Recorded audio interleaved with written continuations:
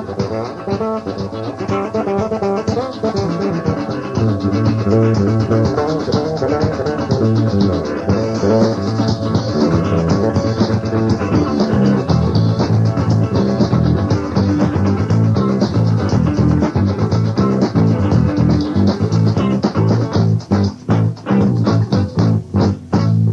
2, Into the Devil's Paradise. Did I say we were a party of 5? We were a party of 5 when we arrived at La Chorrera, but we were a party of 6 departing from Puerto Leguizamo. Ev and I were living together as much as a couple can live together when they sleep in a hammock every night and pile off a boat with 4 other people to hang their bed in the trees. And he was with us too. Sia. I must explain Sia. There is a phenomenon happening in South America which I didn't meet in India. It has to do with fringe religions, the New Jerusalem, whose devotees seem to be mostly fruitarian. There is a tribe of such people, Americans, who since 1962 or 63 have been drifting down through Latin America, chiseling on each other, living with each other, loathing each other, weaving intrigues. They communicated through Ouija boards with these things they called the beings of light, and a whole mythology was built up around reincarnation. According to them, everyone is a reincarnation. One person was the reincarnation of Rasputin, another was a refugee from the inner circles of the Hare Krishna cult who wore white robes and white rubber rain boots. He was the reincarnation of Erwin Rommel. And then the leader, the central mystery of the whole group, was Sia. He had been Ev's companion for 4 years. He was very strange, and believed that he had been several prominent people reincarnate. I was in a peculiar dilemma. My categories were not very rigid either. I thought, aren't we all happy hippies? I had been in Asia perhaps too long, and I don't know that much about how the universe is put together. But among these people, it turned out that there were a lot of funny categories difficult to tolerate. If Sia didn't want you to do something, he would have a blank look for a moment and then announce that it had been revealed to him on the instant by the beings of light that you shouldn't, for example, peel fruit with a metal knife. The tiny minutiae of existence were controlled by these hidden forces. He had monkeys that were Christ incarnate. Sia traveled with animals, monkeys, dogs, kittens, parrots. He insisted that all the animals be vegetarian. So the animals were twisted and unhealthy. Their eyes were going around in circles, and he was telling me, this is Buddha, this is Christ, this is Hitler.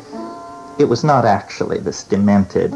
I exaggerate to give the flavor, but in Sia's head, I'm sure it was this loose.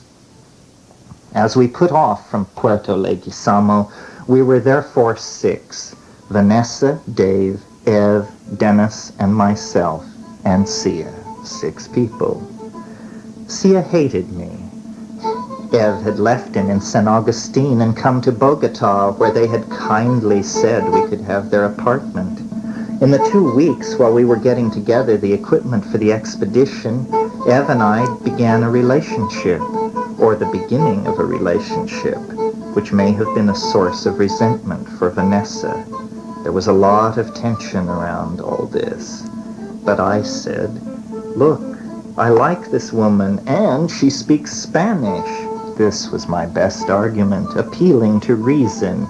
Now, are you seriously suggesting that we trek many days into the Amazon basin with our specious grip on the local language?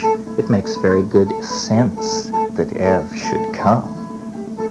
Eventually, there was mutual agreement that she should come with us. However, in the meantime, Dave, who had not kept track of this intrigue, cabled Sia and invited him to meet us in Florencia and come with us into the Amazon. We piled on a vintage Colombian Air Force plane and then landed at Florencia Dave, Vanessa, Ev, Dennis, and I, Ev's dog, and 10 tons of equipment, which was to be transported down the Putumayo. Sia was at the airport waiting, thinking that the woman he had lived with for 4 years had gone to Peru with the person in white robes and matching rubber boots. Actually, no. There was an emotion-fraught sorting out of all this at the airport fence. Later in town, Ev and I took one room at the hotel, leaving Sia to sort it for himself still further. With there seeming to be no possibility of grace on anyone's part, I was attempting to signal Sia that since he had last seen Ev, her life had taken a new direction and become something else. I was disconcerted and am a bit of a milquetoast, hating tension, so I chose to think that it was out of my hands. He came to our room and said, "Well, it looks like there's nothing here for me. I am planning to fly back to Bogota." Thank God, thought I. Then he went to his room and went into communication with the beings of light. He came back 2 hours later to say, "You can't find it without me." By this he meant the ukuhe. "You don't know anything about the jungle. I'm a man of the forest." He was into an image of himself as a man of the forest. With great reluctance I went along with this idea. When next we flew, it was on to Puerto Leguizamo, and we now had him, his dog, his cat, his monkey. Sia wore robes. He had a staff with flowing fajas. I had already determined that the boats leave Puerto Leguizamo very irregularly. I thought we would have to wait. Perhaps even up to 2 weeks wouldn't be unusual. The hotel is tiny, the food terrible. I figured we would rub up against each other. Then he would leave. He was being very unpleasant to Ev, and it was a strain for everyone involved. I had actually been with Ev only 2 weeks and thought, these people have been together 4 years. They've traveled to India together. What role should I be playing in all this? But it did not happen as I had anticipated. It turned out that there was a boat in 2 days. And so, in what seemed like hours, the arrangements fell together, and we paid the 600 pesos to secure our fare downriver.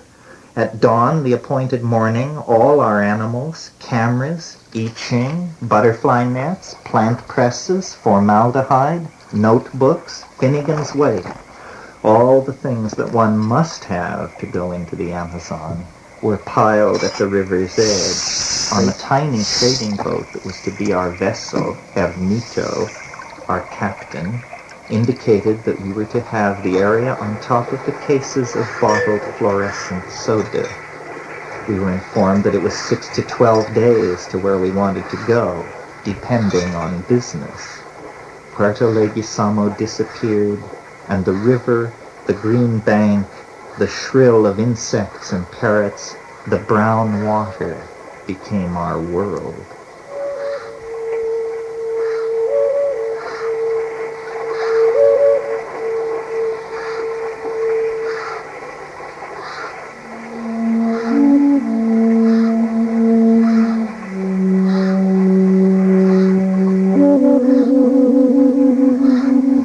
We made our way underpowered but slowly to the middle of the shining brown river, under an immense sky, under an immense sun.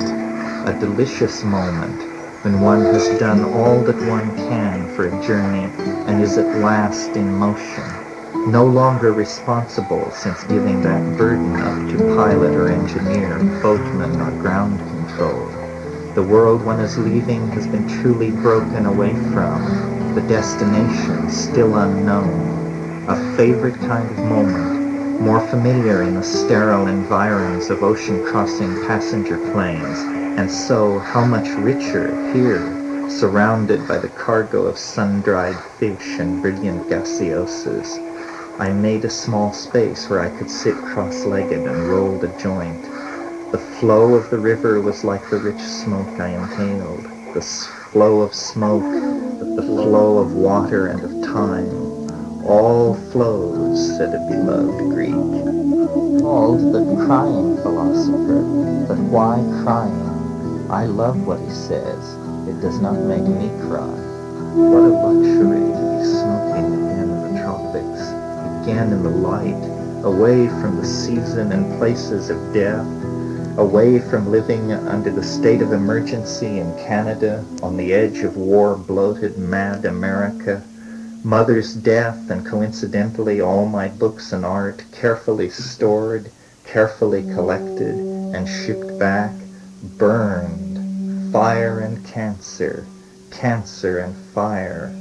Away from these terrible things, sudden fissures in the psychic landscape that open and swallow one's whole world.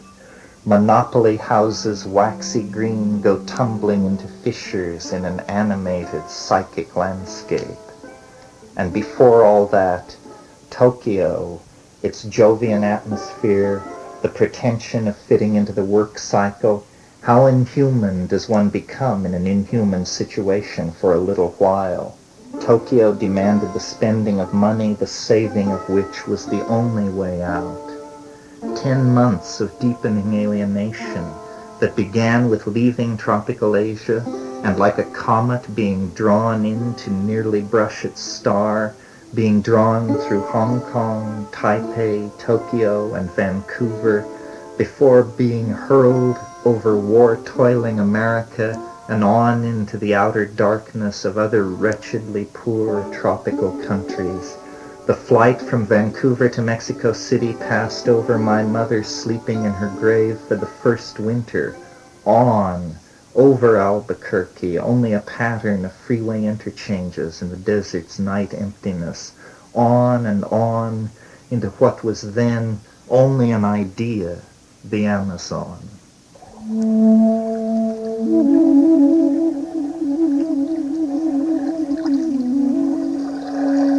Out on the river, the past could enter the stillness and exfoliate before the mind's eye like some dark rows of interlocking casuistry, forces visible and hidden, stretching back into one's past, migrations, religious conversions, discoveries make each a microcosm of the larger pattern of history on a scale of millennia.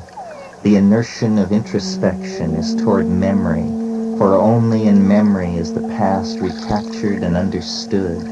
In the fact of experiencing and making the present, we are all actors, but in the lacuna, in the rare moments when experience in the present is a minimal thing, an indolent self-examining thing, then memory is free to speak and call forth the landscapes of our striving in other moments now past.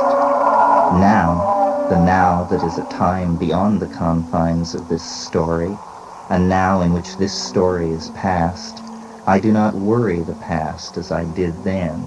It is now set for me in a way that it was not set then. Not set then because so recent, still to be relived in memory and learned from. 5 days of river travel lay before us, undemanding, freeing the mind to rove and scan.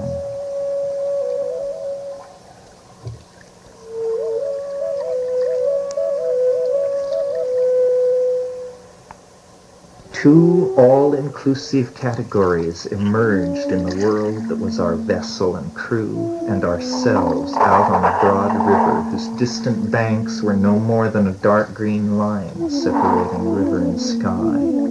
Two categories, the familiar and the unfamiliar. The unfamiliar was everywhere, drawing inane analogies into common conversation. The Putumayo is like the Ganges. The jungle invokes Ambon. The sky is similar to the skies of the Serengeti Plain, etc. The illusion of understanding, a lame way of getting one's bearings. The unfamiliar does not give up its secrets in this game. The Putumayo does not become like the Ganges. The unfamiliar must become known as itself before it is correctly recognized. The familiar things are people. The people here appear as known quantities because they have been known in the past. So long as the future remains like the past, they will remain known quantities. Certainly this is not New York, Boulder, or Berkeley, but we are trying to become extra-environmentals, develop a sense of appropriate action that is never at a loss. It is the familiarity of these people that makes them windows in my imagination, opening onto the past.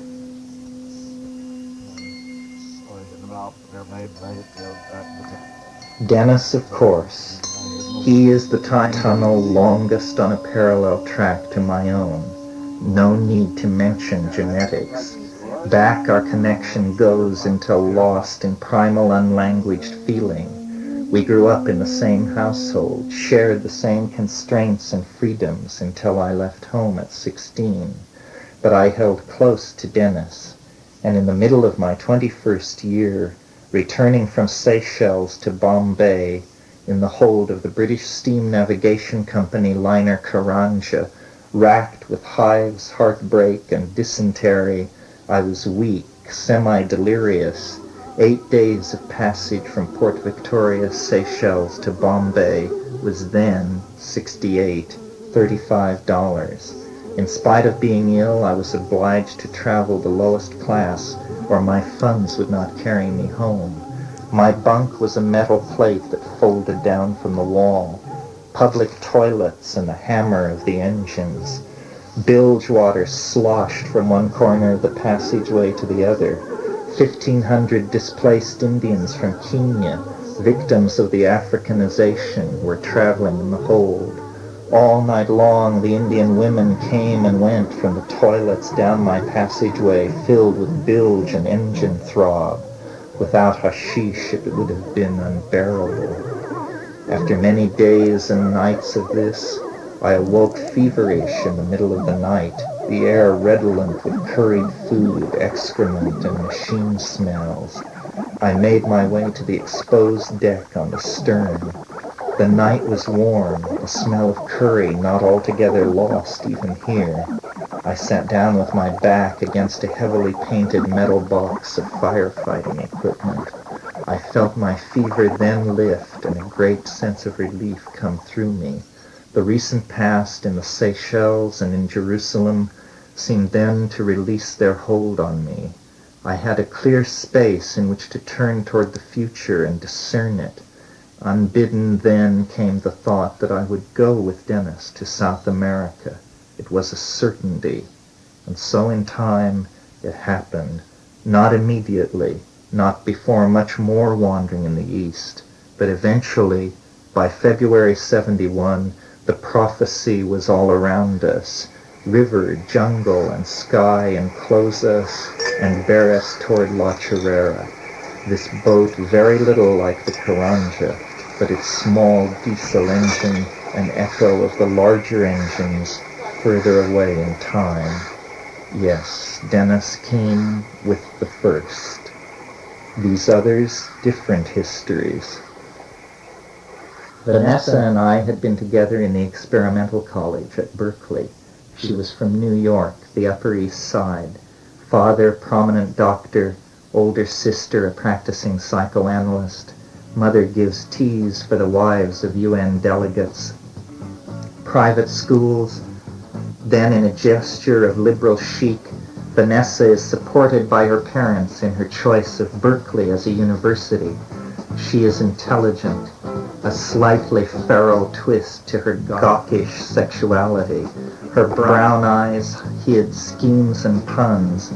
We were part of a group at Berkeley, but in the fall of '68, I went to New York to try to sell the tortured manuscript that had been generated by my self-enforced seclusion in the Seychelles Islands. This was a rambling, sophomoric, electro-political diatribe that was to die a borning, fortunately. But in the less jaded light of autumn '68, I took that work and flew to New York, in which place I knew no one but Vanessa.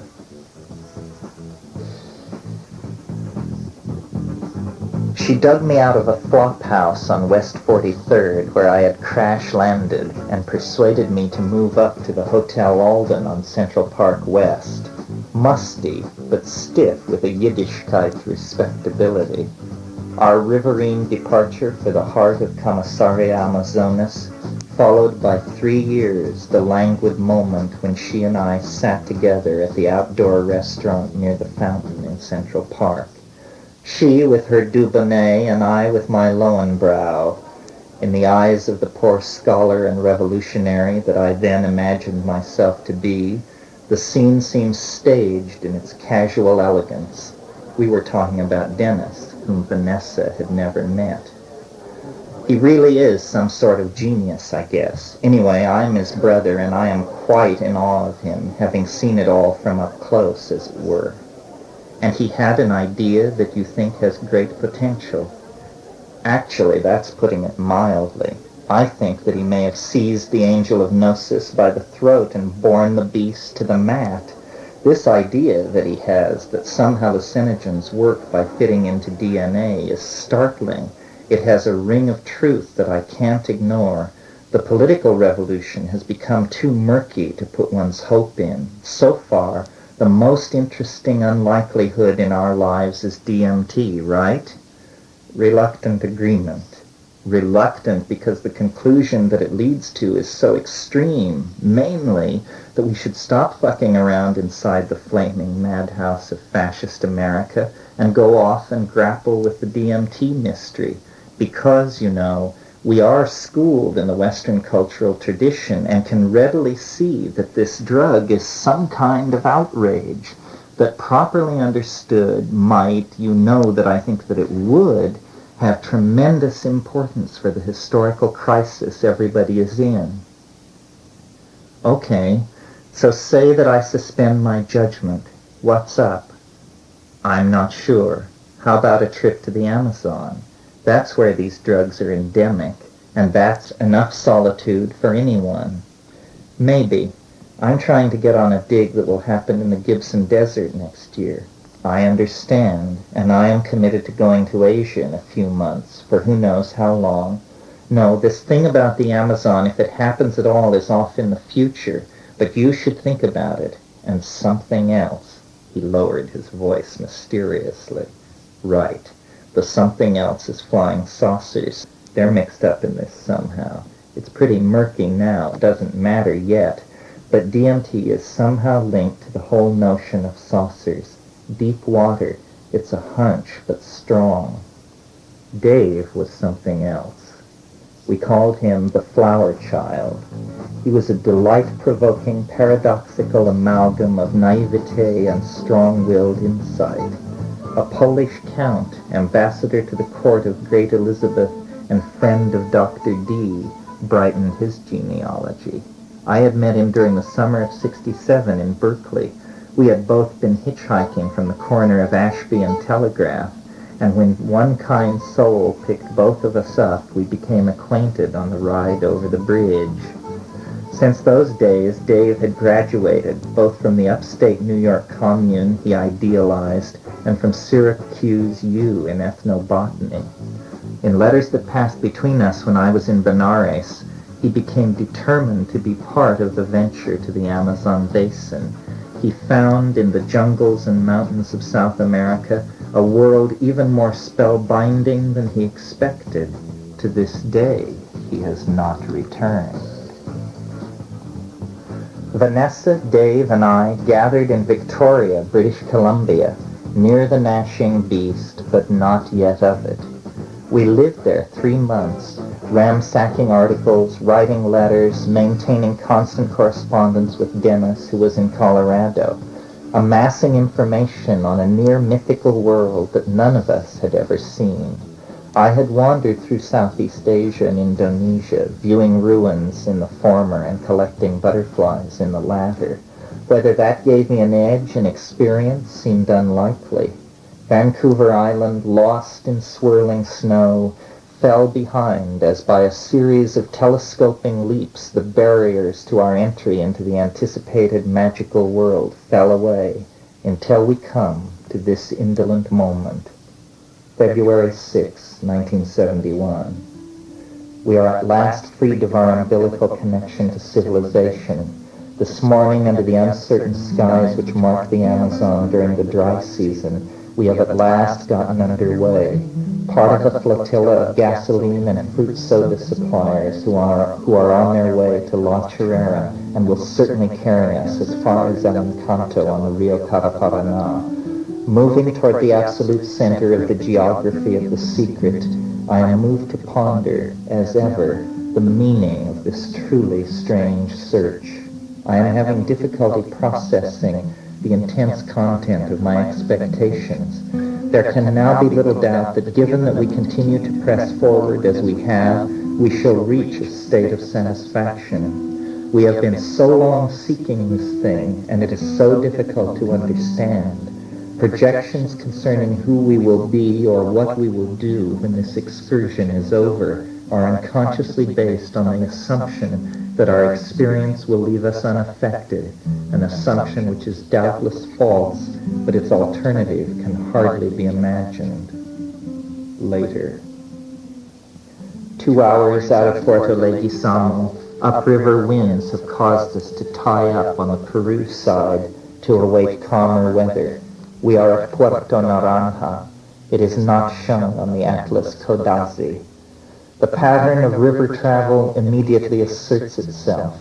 Following the channel means moving from side to side of the river, usually near one of the banks. The land is thickly covered by a dense canopy of jungle reminiscent of central Ceram or the coast of Ambon, of Venusian forest. The dull drum of the engine, the cooing of pigeons, part of our cargo, like the sacred Ganga, the brown, smooth water of the Putumayo, soon flows through all our dreams and daydreams. Sia watches me fixedly.